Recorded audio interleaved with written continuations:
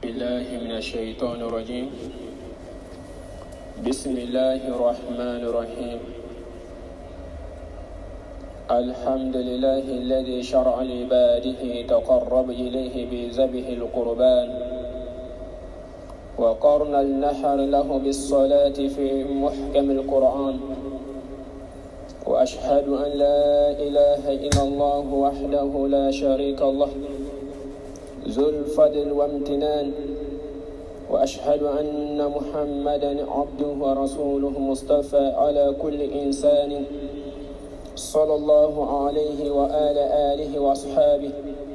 ومن تبعه بإحسان وسلم تسليما كثيرا. أما بعد، فيا عباد الله، اتقوا الله تعالى وتقربوا إليه بذبح الأضاحي، فإنها سنة أبيكم إبراهيم عليه الصلاة والسلام الذي أمرتكم باتباع ملته، وسنة نبيكم محمد صلى الله عليه وسلم، فقد كان النبي صلى الله عليه وسلم يدهي منذ هجرته إلى المدينة أن محمد وآله محمد حتى توفي،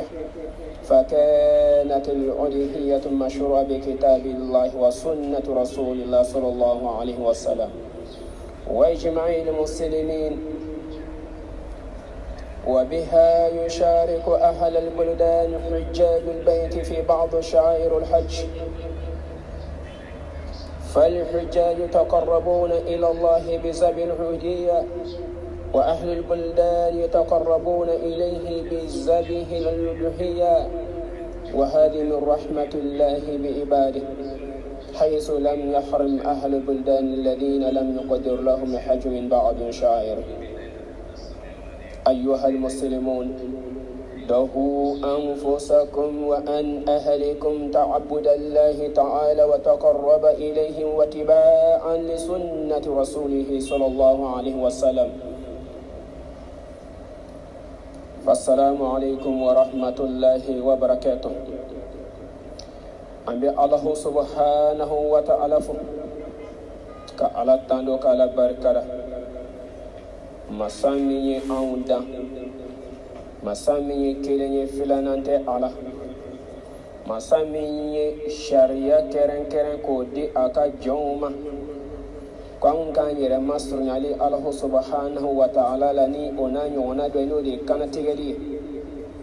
أيو كي أوني فين باي كوما كتو فاني قرانا كنا أنغا شريعة كو على نكين لو فلانانتا على جنيونتا على كافونيونتا على نكاف سمانشيا أيو دي أوما كا يعني كو ما كان سيتشبان منودي محمد بن عبد الله صلى الله عليه وسلم aka jonkai na aka cirin bani min cila kana da madun bela jenima o ka sirale do an ka togo ko ala ka jon san maw amba ina ala fala ka kishin ne man shaman jiri ce bani ga naso mo ko san ma fo ta se buru felima amba fe ka boli boli fem kan silamaw o yi lahiya ko kiti ikado ko ni fe Allah subhanahu wa ta'ala ay min di ce bani kan mantuma o te fen foloi ala wudo ke sharia ka ira auna kanga yira masnale ala na no ni kan tigedi o mi filani o sira fana nyena ma toy mi de on be maka nabi ibrahim ala mi on nya mara kanga tun chebo ka sira ko muhammad bin abdullah sallallahu alaihi wasallam ala fana na fana ko ka sira ni nyena ma kan yini ban fe kan ka se ka tun ka sira ko cheba mi de pa bora maga kana madina kai santani ka be kallahiya kan tige fana ke madina kono dongo fuga ta saka fatulima anyini ban an fe sharia kono ko jide bani ka sunala sallallahu alaihi wasallam osrani ko o danken man banni an islama to bela jeni kan be ka tugo osrani ko ikaro hejido umbe jeli bonke heji keneka ka ala barika da nani aye magom yere fana be nulu ma heji kene fana so ayin bolu fana fe ko lu ka lianillahi ya fana kante islamaw ni bɛɛ lajɛlen fɛn bɛɛ k'i yɛrɛ masurunya Alahu subhanahu wa ta'ala la ni kantigɛli ye silamɛw. I k'a dɔn Alahu subhanahu wa ta'ala a tɛ ko kɛ gansan, ale de t'a ka diinɛ ye, ale de b'a ka diinɛ nin nataga silamɛw. Madama n'an y'a faamu k'a fɔ ko diinɛ nin dafalen don, cɛbaw bɛ olu de y'a walawala k'a bila anu ɲɛfɛ. Ɲamara in bɛ diinɛbaw ma k'an ka tugu olu de kɔ, ɲamara diinɛbaw ma k'an ka tugu ka sira kɔ. Kanatigɛli min bɛ ka kɛ silamɛw, an bɛ ka jelibɔ min kɛ nin ye silamɛw,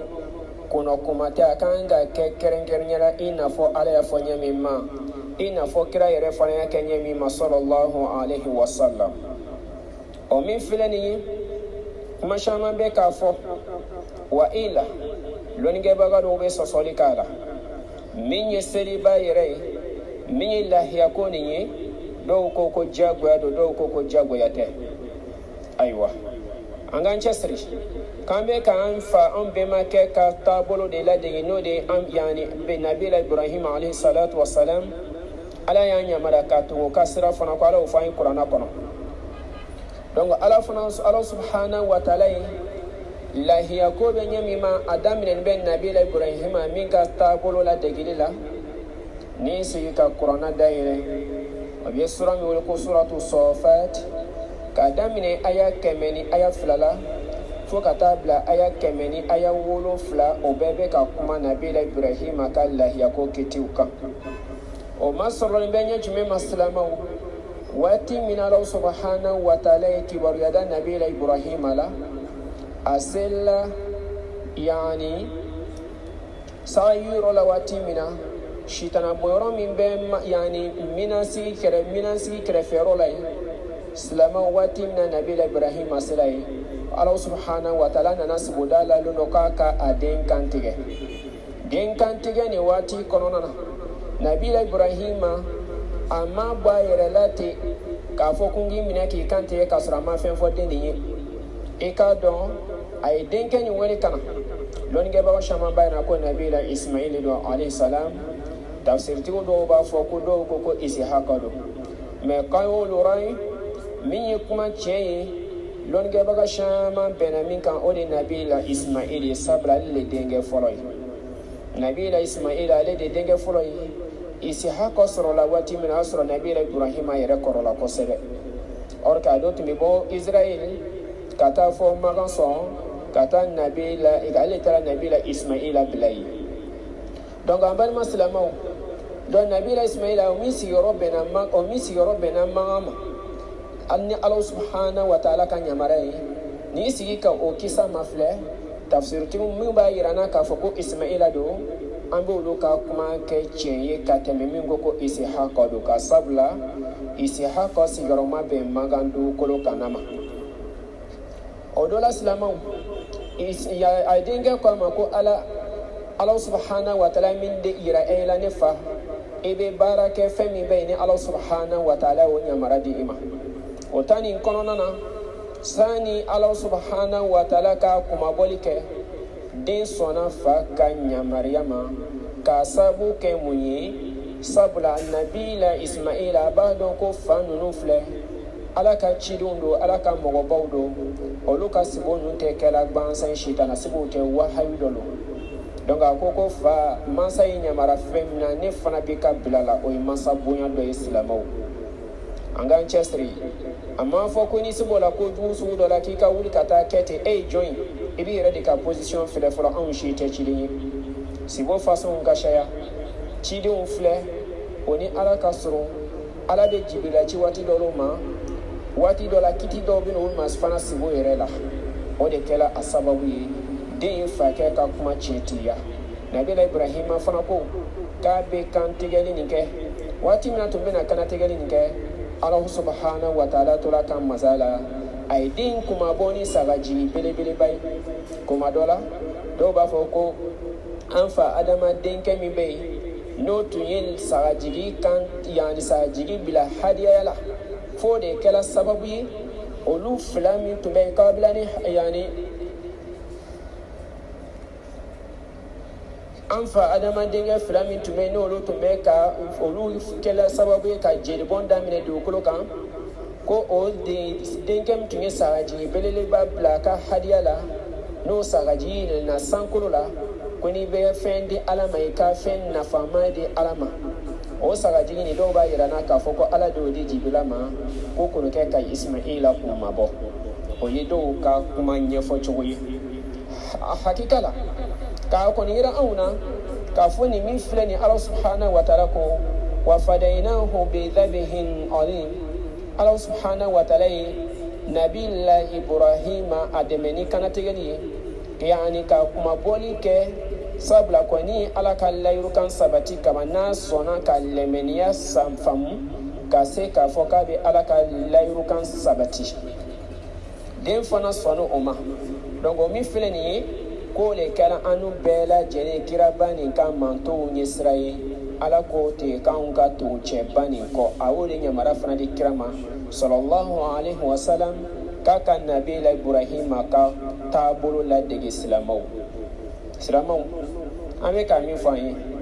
an k'an cɛsiri ni o de hiya min filɛ n'o de ye kantigɛli ni lahiya kanatigɛ min bɛ nin an k'an cɛsiri a ka kɛrɛnkɛrɛn ala subhanahu wa taala ye dɔw k'an ma ko sunna don sunnatul muakkada mazabu dɔw ko fana ko wajibi don wajibi bilen n'i ma kɛ fana ko doromi b'i la an ka se ka nin faamu an k'an cɛsiri mahama silama i bɛ ka fɛn min kɛ lahara ɲɛsigi kama n'i ka silamɛya tɛ tɔ ka jɛn ye madama n'a se b'i ye i man k'i ban nin n'a ɲɔgɔn ma sabula lahara ɲɛsigi don i man k'i ban ka baara sugu ɲɔgɔn kɛ sabula lahara ɲɛsigi don sabula fɛn min don k'i yɛrɛ masurunya ala subhanahu wa taala la ni kantigɛli ye ala k'o tɛ kuranna kɔnɔ ko kul inna salati wa nuski wa mahayaya wa mamati lillahi rabbil alamin suratu an'am aya 100 ni aya 60 ni aya 2 i k'a dɔn silamɛw ko i k'a dɔn ko seli ani kantigɛli nuski yan o de ye kantigɛli ye wala kan sɔgɔli ye ani ɲɛnamaya ni saya ko nin bɛɛ lajɛlen danfɛn masa ala subhanahu wa taala ta ye an ka se ka nin faamu donc ja kantigɛli bɛ ka kɛ nin ko an bɛ k'an yɛrɛ masurunya ala la na ni o ye i k'a dɔn k'o ye fɛnba dɔ ye o ye alabato dɔ ye an bɛ nin kuma ta ni ka se waati bɛɛ mɔgɔ min bɛ yen k'i bɛ ka hadiya bɔ mɔgɔ min bɛ yen k'i bɛ ka lahiya faga mɔgɔ min bɛ yen k'i bɛ ka saraka bɔ i cɛ siri saraka bɔ ni jelibɔ ni kana kɛ ni fɛnɛlikɛla dɔ ka kan i n'a sɔrɔ jinɛbato dɔw ma kɛrɛnkɛrɛn ala ye sabula o ye fɛn ye fɛn min bɛ yen ni o ni ala ka sariya tɛ bɛn a fɔra ko kuli inna salati wa nuski wa mahayaya wa mamati lillahi rabbil alamin k'i k'a dɔn ko seli ani kantigɛli ya ana ni ɲɛnamaya ni saya ko nin bɛɛ lajɛlen ka kan ni matigi ye an ka nin kɛrɛnkɛrɛn ala subhanahu wa taala ye donc fɛn dɔ dabɔlen bɛ mun kama taqarrabu ila allahi ta'ala biha o le anw bɛ k'an yɛrɛ masurunya ala la ni kantigɛli ye kama ala kama kuranna kɔnɔ suratul kawthar ko fasolli lirabbika wanhar ko an ka seli an matigi ye o kɔfɛ an ka tila ka kansɔgɔli kɛ silamɛw kansɔgɔli ni o lahiya ye wa illa kantigɛli fana ɲɔgɔn misi yani o ye kansɔgɔli ye ɲɔgɔnmɛ ye misi bɛ kan tigɛ saga bɛ kan tigɛ i n'a fɔ ba bɛ kan tigɛ cogo min na silamɛw i k'a dɔn nin min filɛ nin ye lizabihu bɛ ka kɛ nin an bɛ k'an yɛrɛ masurunya ala subhanahu wa taala la na ni a ye an ka se k'a faamu lahiya dɛnni bɛ fɛn dama min na a tɛ yira anw na k'a fɔ ko nabila ibrahima tun y'a den yamara cogo min na k'a b'a kantigɛ o tun ye ala ka yamaruya ye o yamaruya ma di an tɔw ma a fana ma fɔ ko kira fana y'a fɔ k'a b'a den kantigɛ o ma fɔ an ye ala ye yamaruya d'a ma o de fana kɛra saga ye cɛba nin fana a ye ala y'a dɛmɛ fana ni kumabɔli ye ni sagajigi dɔ ye a ka se k'o fana kantigɛ donc mun de yira nin bɛ anw fɛ ala subhanahu wa taala ni sariya da an ma an ka se k'olu faamu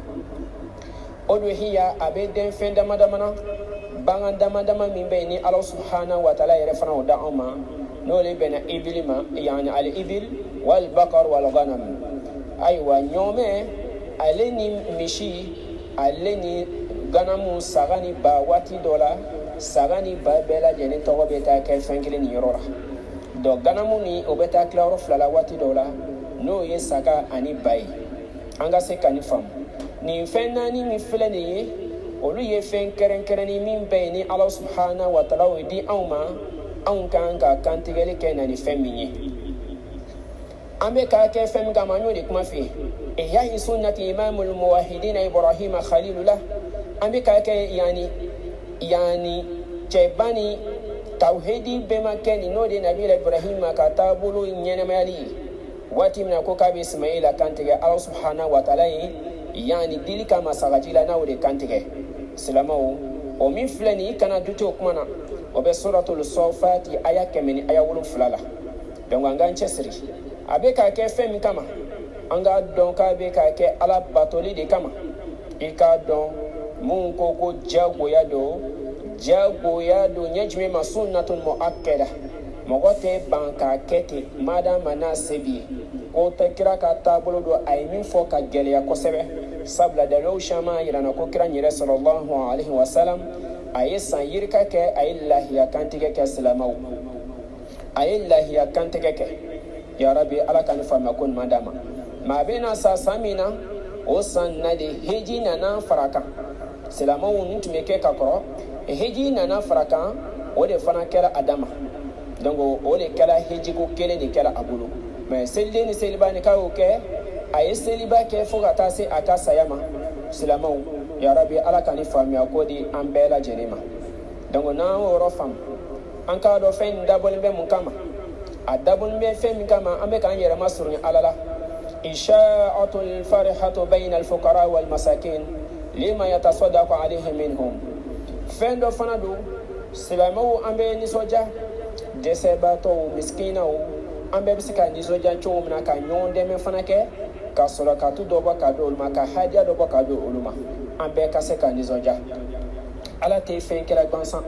mais k'a dɔn a bɛ ka kɛ fɛn dɔ de kama anw ka se ka hinɛ ɲɔgɔn na an ka jateminɛ dɔ kɛ a la donc o min filɛ nin ye i k'a dɔn a dabɔlen bɛ fɛn min kama i k'a faamu k'a fɔ ala subhanahu wa taala a ma ko tɛ ka saga ni joli la a ma ko t'a golo la a ma ko t'a si la walakin an k'a dɔn k'a fɔ ko ala subhanahu wa taala ye bagan min d'an ma k'o ye fɛn kɛrɛnkɛrɛnnen ye ala y'o d'an ma ko min kama ko an ka se ka faamuya kɛ an k'ale alahu subhanahu wa taala barikada o la كما لكم فكلوا منها وأطعموا القانع والمؤتر كذلك سخرناها لكم لعلكم تشكرون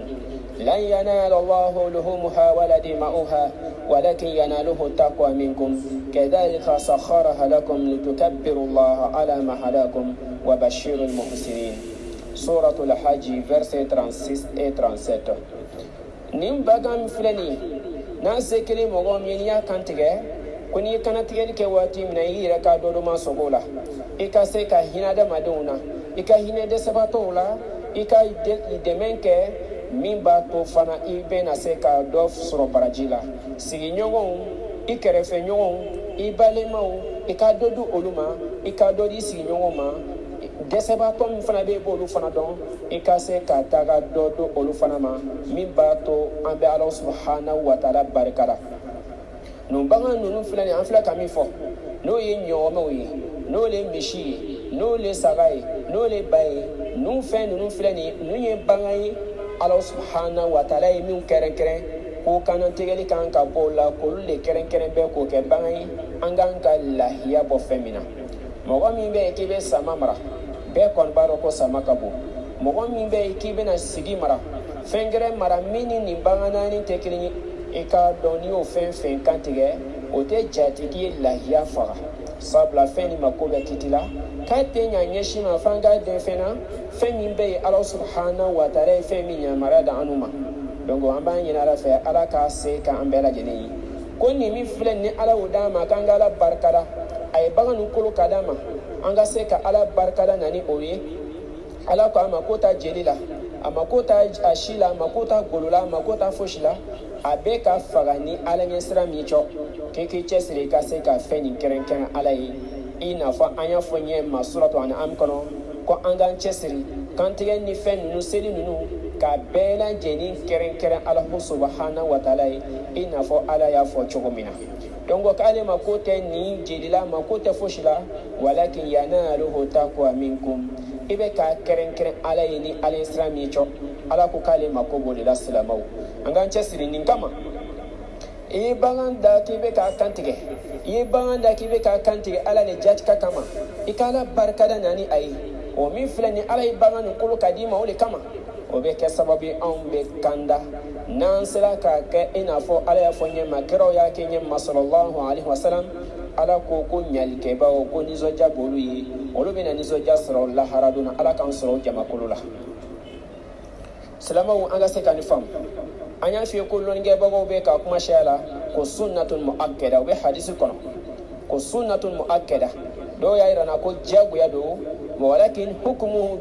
jumhur ahli al-ilm على أن الألوهية سنة مؤكدة ويكره تركها مع القدرة عليها والبعض قالوا سنة واجبة على أهل كل بيت مسلم قدر أهله عليها أيا في كدوكو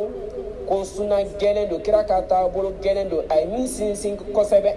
be ka se ki hakili to ala do yere fana ko jago ya do ko anyini be silama be fe be ki chesiri ka ke madama na sebi silama la be mun fo yoro ni na ate se ka ke jago ya yi sabula na sete na iko jago ya na kera ko jago ya o ba yira de ka fo asebi ya seti ko jago ya ki ka ke wani fem seti la yukallifu Allahu nafsan illa wus'aha ni sete femina femi be na seti amakobe la halamina na baga na volote le fe hakika la seti ikado ka te ke jago ya ikam ma sebe mo yi ika doko ayini abiki kan jago ya ni ansro ale sra le biki je ika doka biki ka jago ya donganga ni yoroni fam sabla ni ko dron ka kan ka jago ya sedi kan ka farida madam ade kon be balula fona bola lo jiragira ambaraka ka haketo fona bolo lu ka wati konana wa ila ko fuwa ta da madenki to glanka saya glanka madam ni mababola hali banale do nyeshima sedi te pilaka ba adamaden kante dongo jago yi adamaden ka zakatu fana sebe mogomni ikado ko jaga fana boli ka jago yi ina fo sun fana bi ka jago yi fona kera adorurai heji fana bi ka jago yi ni heji se kala mogomni nunye silama ya sharti do yi munye jago yi ni ma ke arabi jankata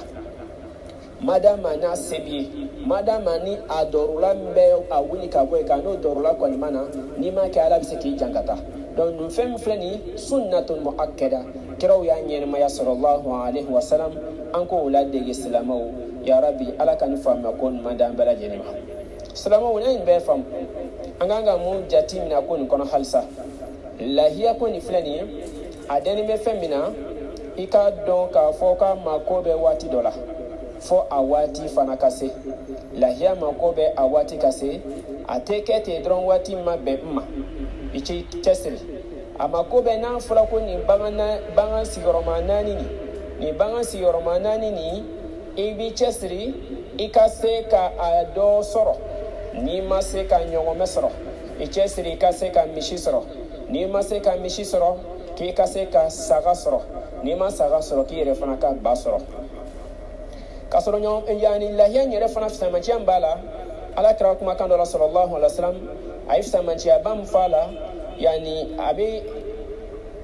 صول حرث النبي صلى الله عليه وسلم على فعلها وإنما وردت حديث لا تخلو من مقال ولكن بعضها يعبد بعض ومنها قول رسول الله صلى الله عليه وسلم ما عمل ابن آدم يوم النحر عملا أحب إلى الله عز وجل من إراقه دم وإنها لا تأتي يوم القيامة بقرونها وزلافها وشعرها وإن دم لا يقع من الله عز وجل قبل أن يقع على الأرض فيتوب بها نفسا أرواه ابن ماجه والترمذي وحسن أبلا كراك ما كان رسول الله عليه وسلم الله ينفس من شابه فلان إسلامه الله ينفس من شابه فلان كافو ألا كراك صلى الله عليه وسلم ko adama den ka baran man fen bay kan tigeli dona kan sogoli dona comme ala ko fa solli li rabbika wanhar ko ka sirike aw matigi o ko fa ka kan tigeli ke wala ka kan sogoli ke ko joni kan tigeli dona kan sogoli dona ko jonga fɛn bɛɛ n'o ka di Ala subhanahu wa ta'ala ka tɛmɛ ka baara bɛɛ lajɛlen kan k'o de ka jeli bɔ Ala subhanahu wa ta'ala ye. An ka se ka yɔrɔ faamu dɛ. An bɛ ka jeli bɔ kɛ nin an kana kɛ ko kasakaw bɛ ka saga fa n yɛrɛ ka dɔ faga. An k'an cɛsiri fɛn nin ka kɛrɛnkɛrɛn ni Ala bato ye. A ka kɛrɛnkɛrɛn kana kɛ tɔgɔ ɲini kama ko b'a la ka kɛ ne yɛrɛ fana bɛ dɔ kɛ. Karisa y'a faga ne yɛrɛ fana ka dɔ faga. Ala ko Ala kira kumakan na sallallahu alaihi wasallam ko i ka dɔn alikiyama don na jɔnni min ye yani kanatigɛli don nin ye fɛn min bɛ ye baara min bɛ ye n'o de ka di Ala subhanahu wa ta'ala ye ka tɛmɛ adamaden ka baara bɛɛ lajɛlen kan o ye bɛ ka jeli min bɔn Ala subhanahu wa ta'ala ye. Allahu akbar. Nin jeli bɔn filɛ n'i b'a la ka kɛ alikiyama don na a tɛ komi Ala mako bɛna kɛ nin jeli nin sogo la o. Ale tɛna kɛ a mako tɛna kɛ yani saga ni kiri la a mako tɛna kɛ si la a mako tɛna kɛ golola fosi a mako tɛna kɛ sɔnina fosi wa illa a bɛ ka kɛrɛnkɛrɛn fɛn min o de ye Ala ɲɛsira nin ye. Donc i k'a dɔn i bɛ ka jeli bɔ min kɛ nin ye o bɛna kɛ sababu ye saga si ninnu a golo ninnu a kiri ninnu ko nin bɛɛ lajɛlen bɛ kɛ sababu e ye durumin ka fari ye. Allahu akbar. Donc ni mɔgɔ min yɛrɛ ma surunya Ala subhanahu wa ta'ala madama n'i bɛ ka jeli nin bɔ Ala subhanahu wa ta'ala ye ka ban o bɛ kɛ sababu ye Ala subhanahu wa ta'ala fana bɛ o si hakɛya o jeli hakɛya bɛ ka bɔ nin ko Ala subhanahu wa ta'ala bɛ e durumi yafa. An y'a fɛ sisan ko Ala ko ale mako tɛ sogo ni jeli la ale mako t'a golo la ale mako t'a si la ale mako t'a fosi la walakin yanaluhu taqwa minkum yanaluhu taqwa minkum a mako bɛ fɛn jumɛn na yanaluhu taqwa minkum Ala ye sira min bɛ i bɛ ka kɛrɛnkɛrɛn ale Ala subhanahu wa ta'ala ye. Donc an ka se ka nin faamu an k'an cɛsiri an ka lahiya ko nin ɲɛɲini an ka se k'a faamu waati dɔw fana bɛ a la n'an nana fisamaciya dɔn k'a fɔ ko seli kɛnɛ don na fɛn bɛɛ n'o ka di Ala subhanahu wa ta'ala ye adamaden ka bato bɛɛ lajɛlen na k'o de ye kantigɛli nin ye yaani i cɛsiri i ka kɛrɛnkɛrɛn Ala kama i cɛsiri i ka kɛrɛnkɛrɛn i n'a fɔ Ala y'a fɔ cogo min na a kana kɛ ni yɛrɛ yira ye dɛ. An ka nin yɔrɔnin kɔlɔsi kosɛbɛ an ka nin yɔrɔnin jateminɛ kosɛbɛ an ka nin yɔrɔnin jateminɛ an ka jateminɛw k'a la sabula o de bɛna kɛ sababu ye ka caman an ka baara ninnu tiɲɛ. O kama an k'an cɛsiri o de fɔla in fana ko la tazbahu illa musina illa an ya'shuru alaykum fatazbahu juz'at min ad-da'an. An k'an cɛsiri bagan fana bɛ ka kan tigɛ an fɛ ko bagan ninnu kan ka kan tigɛ fana fo a ka se a si hakɛyaw la. Baganw ka se ka kan tigɛ min ka se a si hakɛyaw la. O cogo di ɲɔgɔnmɛ min bɛ n'olu kan ka kan tigɛ an ye an kan ka ɲɔgɔnmɛ min kan tigɛ ɲɔgɔnmɛ mako bɛ san joli la ɲɔgɔnmɛ mako bɛ san 6 jate la san 6 ka dafa k'a ka don san 6nan na.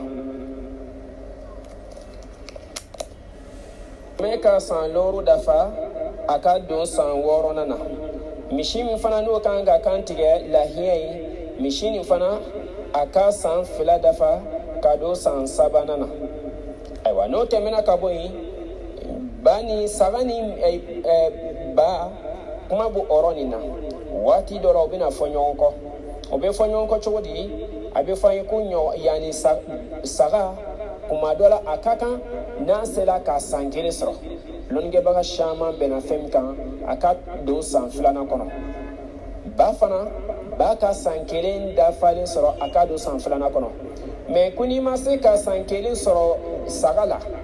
n'i ma se ka san 1 sɔrɔ saga la ko a ka se ka kalo 6 dafa ka don kalo 7nan kɔnɔ.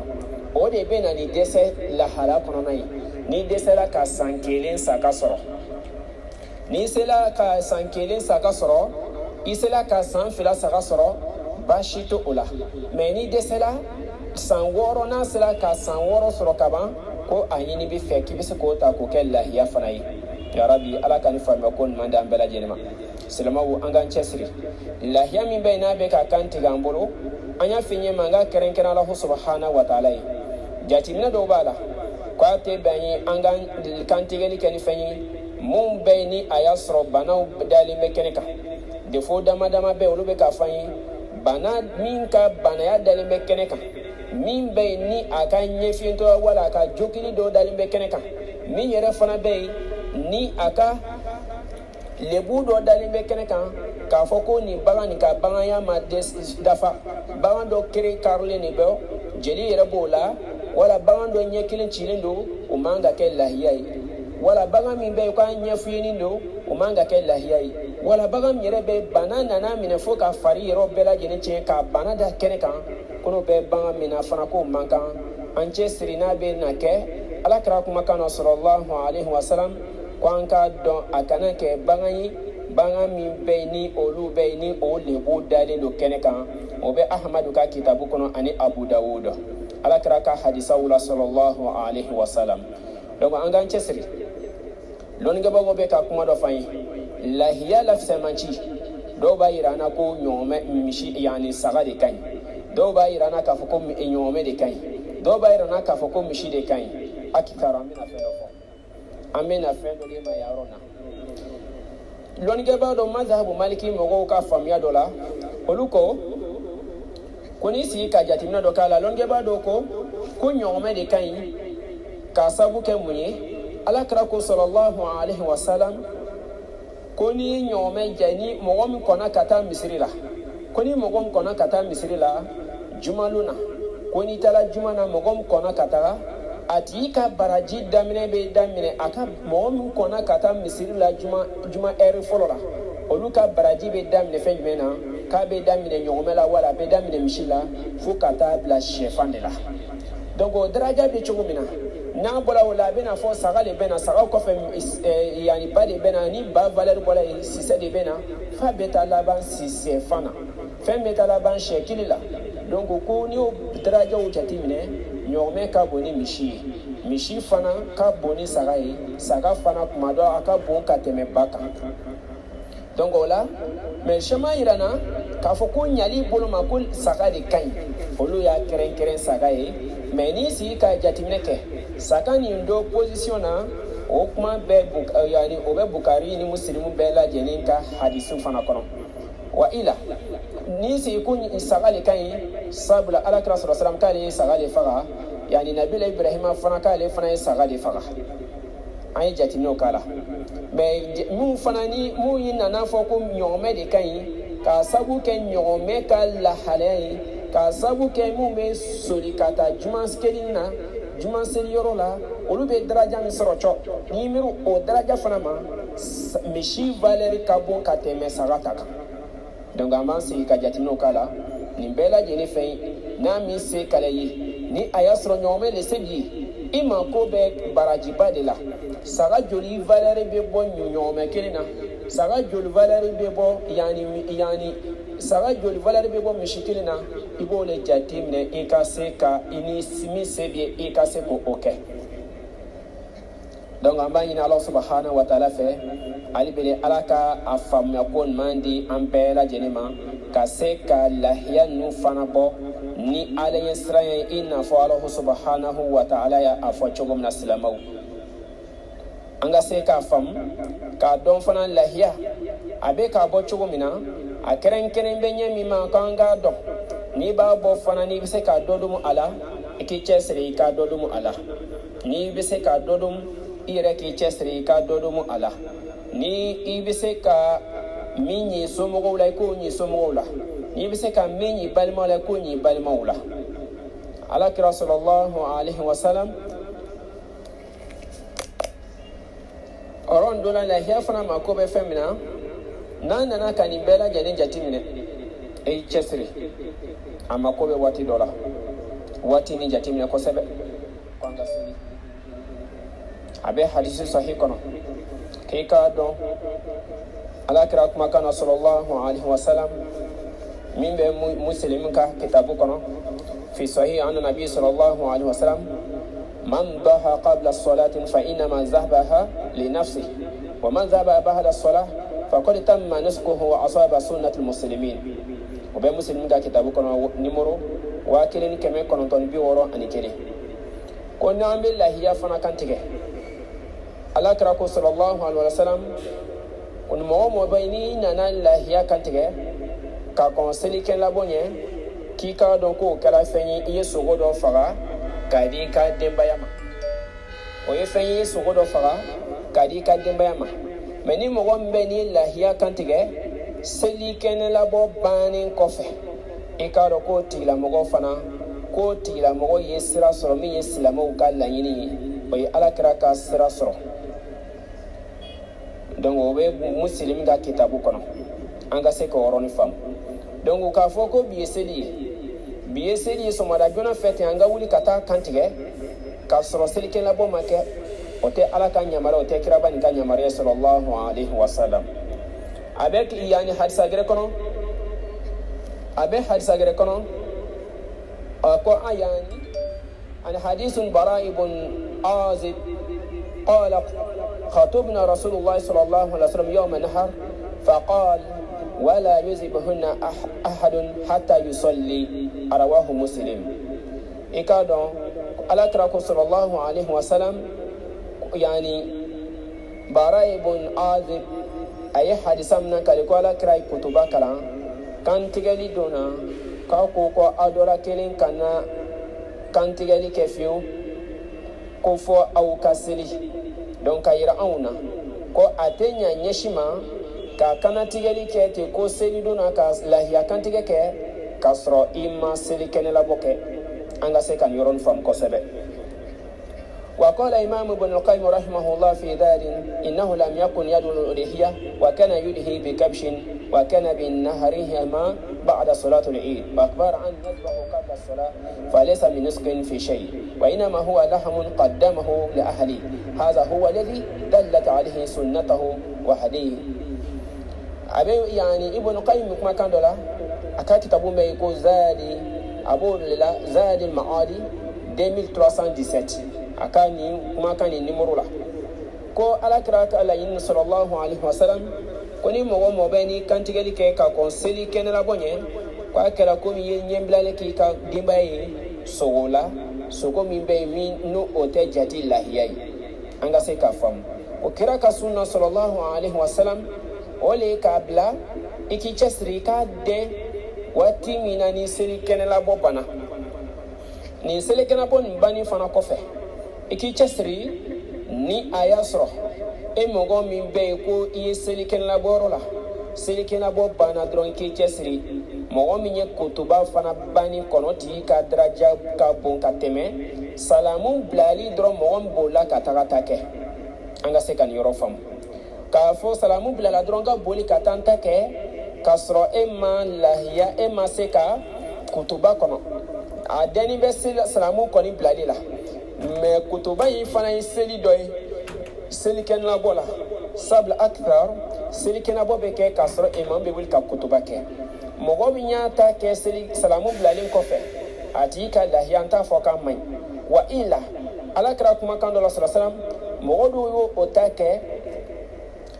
k'a sɔrɔ ala kɛra yɛrɛ sallallahu alaihi wasallam a tun ma lahiya kan tigɛ k'a ko k'olu ka segin o ta kan donc an ka jateminɛw kɛ o lɔnnikɛbagaw filɛ yani mazabu dɔw k'olu la k'o kumakan filɛ nin lɔnnikɛba dɔ y'a yira n na k'a fɔ k'o kumakan filɛ nin k'o de ka bagabagali kɛ mɔgɔw ye sabula n'a tola mɔgɔw ka kan tigɛ ten lon na k'a sɔrɔ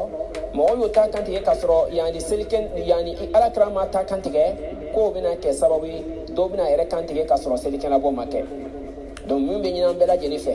dɔw b'a fɔ ko fo i bɛ seli imamu kɔfɛ ko fo k'a ta kan tigɛ n'a nana base yɔrɔ kan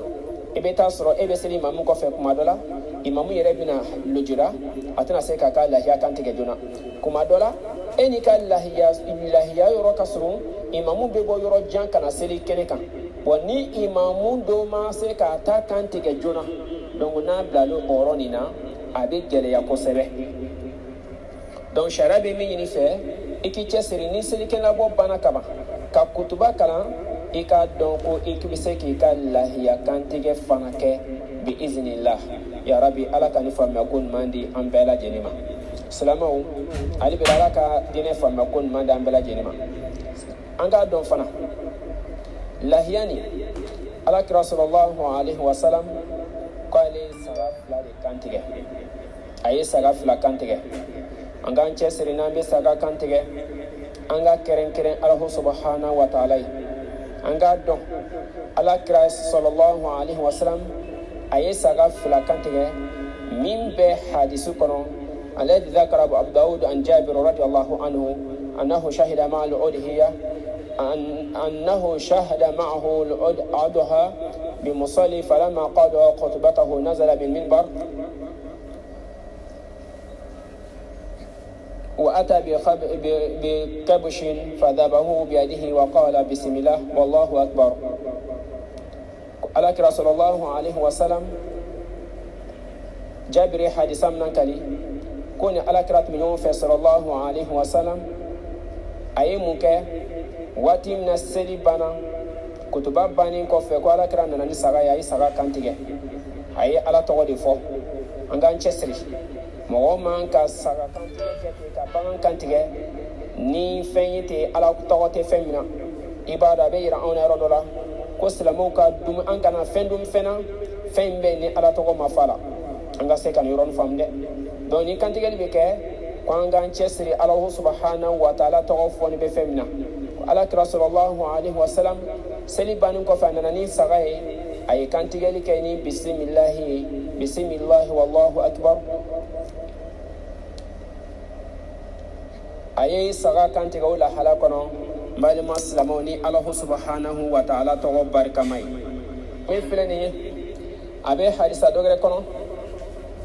n balima silamɛw an bɛ aishatu ye hadisa min kali عن حديث عائشة رضي الله عنها وفيه وأخذ الكبش فأدجعه ثم ذبحه ثم قال بسم الله اللهم تقبل من محمد وآل محمد ومن أمة محمد نيفن بارو إلى الإسلام البلا لا كان بلا جني لا كان ده على كان صوابه سلام الدين نكدينيا فم يكادو على رسول الله عليه وسلم أيا فوكو أي ساجي فلا de kantige sagaji fla kantige la bolo ako chien dola ekele kantige o kala ale yere tayo ko fe fana ko anana fana kana dogre kantige ambasha te hadisa mlan kali ko ala kira ko sallallahu alaihi wasallam ko ala ni kiraban ni kiraban na ka demba tayi ani aka mantunta o kama lonige baga shama bafo na sete silama fen kaba kika don ko chebani aka hine kabu chebami be na be hami aka mantuna kwa leila hiya kantige doke aka mantun bela jeni motam bali ka foko na sebanye kan bamba ka ke ita foki hejila shekili na sebiye shefulana na ko iki banka heji wala iki banka umrake adamadin kika ala bato hatta yatika al-yaqin kika ala bato fugata se dengenema dengenanye de fugata se saya watima dongo kayira auna mumba foko jago yado asete mogomi ala kray sawafa sallallahu alaihi wasallam ko niya alitai wa ali muhammad wa min ummati muhammad ni ala kraka lahiya ni ala kratai kelen kantigala ko katai atrafuna ni mfle ni ye kira na ka manton tai anasomo don yene mabula shubo ola kadi ambela jenema dango silamau albele ala ka dine fama kon manda ambela jenema dango anka do koni a kantigela anya fonye maki hakil to ala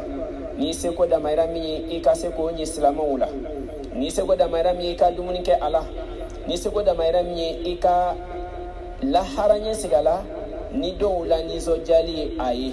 ika ise ko da mayra bela jenin ke ola aywa komi kiran sallallahu alaihi wasallam akoko ni nya aletai anini aka mantung ta amena kuma dado ifen dola ka nyefanyi islamani akuma kasha sabla dinela mankobe kodola amela ya falila halado la ya fa amako be shartu fenda mana inafanya fo chugumna madama na sebele mogo ikan ka don kan yin bi feki ka bo aywa me ese lahiyani abse ka fara shuyewa bal amako be konya damala ina al-udhiyatu ala al amwat takuna ala thalathatu aqsam ka kantigeli ke lahiya fara shuye amako be konya sabala konye flofolo القسم الأول أن تكون أضحية أوصى بها الميت فهذا تضحى عمن قال الميت لا يزيد فيها ولا ينقص. شرط فرض الله sani an b'a kantigɛ ni a y'a sɔrɔ mɔgɔ bɛ ka lahiya kantigɛ sabula lahiya shartu la fɔlɔ ko mɔgɔ kelen bɛ ka lahiya kantigɛ lahiya fagali la i k'a dɔn yani misi kelen mɔgɔ dama bɛ se ka jɛn o la ɲɔgɔmɛ kelen mɔgɔ dama bɛ se ka jɛn o la saga kelen yani lugiza ani rajul wa ahli baytihi ahya'uhum wa amwatuhum mɔgɔ min bɛ n'a bɛ ka lahiya kantigɛ e de bɛ ŋaniya ta ne bɛ ka lahiya min kantigɛ nin ye n bɛ ala ka nin nɛɛma lase nin ye ne nin ka denbaya bɛɛ lajɛlen mɔgɔ kelen de b'o ŋaniya ta ni a y'a sɔrɔ i ye misi kelen de faga i yɛrɛ ye k'a fɔ misi se de bɛ e ye ni mɔgɔ tɛ diɲɛ la ɲɔgɔmɛ de se bɛ ye k'e ni mɔgɔ tɛ diɲɛ la saga de se bɛ ye k'e ni mɔgɔ tɛ diɲɛ la ba de se bɛ ye k'e ni mɔgɔ tɛ diɲɛ la nin na i ye o ŋaniya min sirili kɛ n bɛ ka saga nin kantigɛ ne bɛ ka nin ba nin kantigɛ ne bɛ ka nin fɛn sinama nin kana tigɛ ne nin ka denbaya bɛɛ lajɛlen n ye min fatulen don min yɛrɛ fana bɛ balo la o ala bɛ nin baraji lase o bɛɛ lajɛlen ma ala b'o baraji lase o bɛɛ lajɛlen ma wa i la mɛ ko min ye sisan mɔgɔ min bɛ yen na ale salen de don k'a kɛrɛnkɛrɛn ten an ka lahiya dɔ minɛ k'o kantigɛ banbatɔ ye karamɔgɔw ko a ma yani ko o bɛ kɛ shartu min na condition min na ni a y'a sɔrɔ banbatɔ nin san n'a kɛ sa a y'a fɔ ko a ye ladilikan dɔ bila a ye consigne dɔ bila k'a fɔ ko ni ne bɛ sa n'a se b'a ye san o san ubiyɛn n'a se b'a ye waati waati a k'a lajɛ a ka se ka lahiya dɔ kantigɛ ne ye ni a y'a sɔrɔ a y'o ladilikan bila sani a ka sa donc sariya b'a ɲini fɛ ko lahiya bɛ se k'a kantigɛ o tigilamɔgɔ ye lahiya bɛ se k'a kantigɛ o tigilamɔgɔ ye ayiwa a shartu filanan an takuna udhiyatun anil mayit tabi'an li ahya'i fa hadhihi la ba'sa biha لأن ظاهرا من قول النبي صلى الله عليه وسلم ألم هذا من محمد وآله كما كان فلنا ko k'a faga banbatɔ ye a ka kan ɲɛnɛma min bɛ ele min bɛ ka lahiya kantigɛ e min bɛ ka lahiya wɔrɔbɔ n bɛ ka lahiya nin faga ko su ka don i ka ɲɛnɛmaya e ɲɛnɛmabatɔ nin ka duwawu kɔnɔ k'a ɲini ala fɛ ne bɛ ka lahiya min kantigɛ n ka denbaya ye su ninnu fana ka dɔ sɔrɔ a la ne balimaw ka dɔ sɔrɔ a la n sinjiw ka dɔ sɔrɔ a la donc ko o tɛ baasi ye ka sababu kɛ mun ye alakira sallallahu alaihi wasallam a ye sagajigi fila kantigɛ don dɔ la kelen a ko nin min filɛ nin ne tigɛ ala n ye muhamadu ta ye ani n ye muhamadu n'a a ka mantonw ta ye donc kuma nin bɛ don kɔnɔ a bɛ ɲini o la sisan o kumakan min filɛ nin o bɛ alakira ka laɲiniw na sallallahu alaihi wasallam min bɛ musilimu ka kitabu kɔnɔ musilimu ka kitabu kɔnɔ yani an bɛ aisha tu ye hadisa min na kadi nimero ye 3777 ka yira anw na alakira sallallahu alaihi wasallam a ye lahiya kantigɛ ko nin ye ale n'a ka mantonw ye donc an ka jateminɛ kɛ nin na o ye shartu filanan ye e min bɛ n'i bɛ ka lahiya kantigɛ i yɛrɛ b'a fɛ fana ka nɛɛma dɔ lase i masa dɔ ma i b'a fɛ ka nɛɛma lase i ka mɔgɔ dɔ ma ala ne bɛ ka lahiya min kantigɛ ɲina ne b'a ɲini ala fɛ i ka nin nɛɛma lase ne nin ka denbaya bɛɛ ma hali karisa ni karisa mun fatulen don ne b'a ɲini ala fɛ i ka nin nɛɛma dɔ lase olu ma o ye ala tantoba dɔ ye dɛ sabula alakira sallallahu alaihi wasallam muslim ka kitabu kɔnɔ an b'a shati hadisa min na kali a ye dɔ kantigɛ ko a n'a somɔgɔw hata a n'a ka manton yɛrɛ fana donc o ye a shartu filanan ye donc ko b'a yira anw na ɲɛnɛma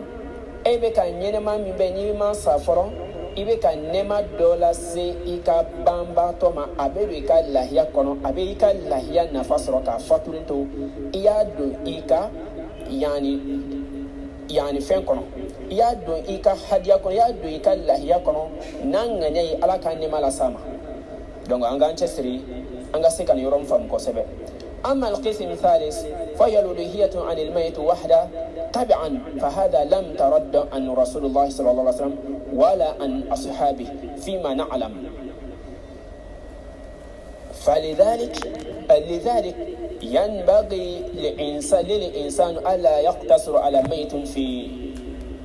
تبرع له بالألوهية بل يلهي عنه وعن أهل بيته فيشمل الأحياء والأموات. لا ينسبنا anga hakilto nyoro la bal maslama wi min be la meni keneka ko mo gombe no fana bina fo ko ngalla hiya keren sabato eti kasra la yuru la dilikandi ka kwa kasa yanye kasra ama konsini bila ka kwa kasa yanye amma ba do keren ka blai ka kwa kasa yanye hakilita la kuma kantina che ka kwa kasa yanye ko ka wulite ka bando ta kulo kongo faranka mogo do ko nyoka lahiyi ko min freni ko tel la nyini ko shar dalatola amu me ala kra sallallahu alaihi wasallam afna mo ma ka sahaba wala ko mo kan anyi ko te dan anyi do min nyini bi fe ni ya ko nya sabana yi donc min nyini bi fe ko nya fla folo mbeni no le eka anyini ni ayasra akalla de kan tunido wasiya min dila bolo ay wasiya min bilay la dilikan bilay kono ko sebeke ko bla ko bamba to ka wasiya do be amba hakil to ala do ni saya kasru o be la dilikan do bla na la dilikan ni dine te fonyo ko ambe boloke olula ambe don gabo ni ga ka jatimo ka ala do nya soro mogo mi be kai alla dilikan bila ka kwa kasa yanye la ya kantigeli utira mo be daga wa ila no do tefiu emi be ka kantige ba fe aka la ya baradi do soro kabur kono ibe ka saga mi faga nyina cho ibe ka mishin faga nyina cho iki chesri ka nyini ala fe ala ne be ka ni min kantige me ka kanati emi ke nyina ne ni ga dembe bela jeni ka se kan baradi soro ani ka sasna man sinama nayi jay ka dembe be to da kono nayi jay ka bamba to be do kono akasha Allah subhanahu wa ta'ala fe ni ala ka fsa manche kira ka hadisala min be muslim ga kitabu kono ba shatu mina kali hali da hadisa kelema o fana ba nema baraji soro kabul kono ko kama be yini sara kelen kan tigali demba yayi mishikilen kan tigali demba yayi yani fen kelen kan tigali demba yayi ko be wasake an islamau an ga jatimino kade ko an ga chesri an karamo kama أيها المسلمين ضحوا أنفسكم وأن أهلكم تعبدا الله تعالى وتقربا إليه واتباع لسنة رسول الله صلى الله عليه وسلم فالواحدة عن الغنم تجزى عن الرجل وأهل بيته أحياؤهم وأمواتهم وصب من البعير أو البقرة يجزى أما تجزى عنه الواحدة من الغنم فيجزى عن الرجل وأهل بيته الأحياء والأموات ما شاء الله أسلموا كان قال الله يا كانتك anga faga nan yere kunyi anan somogo anga faga nan yere kunyi anga faga nan ga somogo yi kan yere masumya alala nani o kantigeli ni kirabanga sunna la nyene malila sallallahu alaihi wasallam sara kilin kantigeli ko bewu ala subhanahu wa ta'ala be sarade elema elutigi ani ka somogo bela jeni nyene mauni ken bamba taw ni ayasro ya nyanyata aywa bon mo mi be na soro sisa ko nyome le be olugolo nyome mo go wulu fla kanga jela meni aya soro mo go wulu fla ni ga shartu ateteme mo go wulu fla kan nan soro mo go ni be ka mishi fana la mo go wulu fla bisika jela ma teteme mo go wulu fla kan ni aya soro asibi fana ikirin ga faga la ba'as yo min ke yo nganyata ala me ka mishi faga ni ga demba yi ne be ka nyome fa ni ga demba yi ko don ko be wasa ke ni ka demba ya bela jeni anga se kan yoro fam wa ila ni ayasro ka fo ko me ka saran faga mi nyome tani mo wulu fla be jela mo wosi yoro ma wulu fla be se ka fo e ka dobo anga jen ka mishisa e ka dobo anga jen ka nyome sa o nyome ni wari o be klasra wulu fla na yo klasra wulu fla e yo wari mboni ka fo nyene ka pari nyene ka ni yoro nyome sanina nyene ka ni yoro mishi sanina yo nganyata ala nema la sinin ka dimba ma ko be wasake edi ka dimba yi masha Allah baro nyefe baro ile doni ala ka hine ka bu ala minda ka mantoma donc on a soro sara yere fana kelendo sara jigi kelendo ye sara kelen fana kantige ika nganyata yini ka dimba yo yani ɲɛnɛmaw ni banbatɔw min b'a to bɛɛ lajɛlen fana bɛ se ka don a nɛɛma kɔnɔ. Donc ye fɛn ye an ka se k'an ka diinɛ ɲɛɲini k'a faamu. N'an nana diinɛ faamuya a bɛ kɛ sababu ye an kan ka min kɛ an ka diinɛ nin kɔnɔ an bɛ se k'o cogo dɔn min b'a to an bɛ kisi ka na ta ka bɔ filiw ma. Sabula an k'an hakili to a la diinɛ kuma ka ca dɔ bɛ sigilen to yɔrɔ dɔ la karisa wari bila kana yan n kɛ nin faga i ka karisa ye n kɛ nin faga i ka karisa ye sariti jumɛn b'a la an ka hakili to a la. Laɲini min bɛ kuma nin na an karamɔgɔw ka ladilikanw na yani k'a di an bɛɛ lajɛlen ma an ye nin ta ka bɔ an karamɔgɔ Muhamadu bin Sɔlihu Usamin ale ka fatuwa dɔ kɔnɔ ala ka hinɛ cɛba nin na. Donc n balima silamɛw an bolo ka da an ka lahiya ko koɲɛ kan o de bɛ nin ye an k'an cɛsiri lahiya ninnu an ka kɛrɛnkɛrɛn ala ye a kana kɛ ni tɔgɔ ɲini k'a fɔ ko karisalakaw bɛ ka faga ne yɛrɛ bɛ ka faga karisa ye dɔ faga i lɔ ne yɛrɛ ka dɔ faga karisa min y'a kɛ tan i lɔ ne yɛrɛ fana ka kɛ tan n'a kɛla ten n'a ma kɛrɛnkɛrɛn ala ye i k'a dɔn ko baraji tɛ kɛ o la. Donc o de bɛ an caman ka bi baara jɛ sabula min bɛ ka kɛrɛnkɛrɛn ala ye o de masa tɔgɔ ɲini de fanga ka bon bi kow la ka tɛmɛ ala yɛrɛ de ɲini kan. Donc ala kana an ka baaraw kɛ ten ala k'an kisi kana ta ka bɔ ma ni fili sɔrɔ kuma nin kɔnɔ ala ka yafa ma ala k'an makoto ala k'an durumu bɛɛ lajɛlen yafa ala k'an makoto ala k'a sangɛrɛ yira an bɛɛ lajɛlen na ala k'an ka bato kɛlenw bɛɛ lajɛlen minɛ. ربنا لا تؤاخذنا إن نسينا أو أخطأنا ربنا ولا تحمل علينا إسرا كما حملت على الذين من قبلنا ربنا ولا تحملنا ما لا طاقة لنا به واعف عنا واغفر لنا وارحمنا أنت مولانا فانصرنا على القوم الكافرين. اللهم اعز الاسلام والمسلمين واذل الشرك والمشركين ودمر اعداء الدين. اللهم من اراد المسلمون بسوء فاشغله في نفسه اللهم انا نجعلك في النور ونعوذ بك من شرورهم اللهم اكفنا منهم بما شئت برحمتك يا ارحم الراحمين. اللهم ارنا الحق حقا وارزقنا اتباعه اللهم ارنا الباطل باطلا وارزقنا اجتنابه. ربنا اتنا في الدنيا حسنه وفي الاخره حسنه وقنا عذاب النار. ربنا لا تزغ قلوبنا بعد إذ هديتنا وهب لنا من لدنك رحمه انك انت الوهاب. سبحان ربك رب العزه عما يصفون وسلام على المرسلين الحمد لله رب العالمين والسلام عليكم ورحمة الله وبركاته. كم بكنا